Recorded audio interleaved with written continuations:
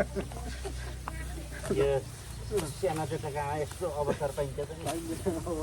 धन्न यति रहेछ हामी कहिले काँडो हामी सिक्छौँ त्यसको लागि यो त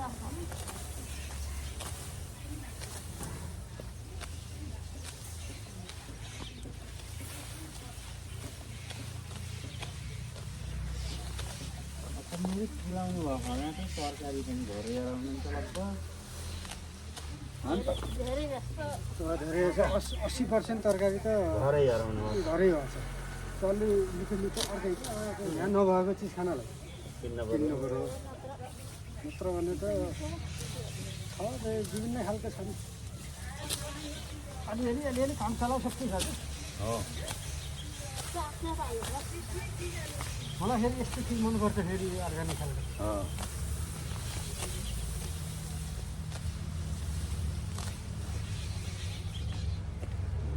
त्यस्तो भुइँलो थियो यस्तो राम्रो अब यस्तो ठाउँमा बसेपछि यो सदुपयोग गर्नु पऱ्यो क्या हो होइन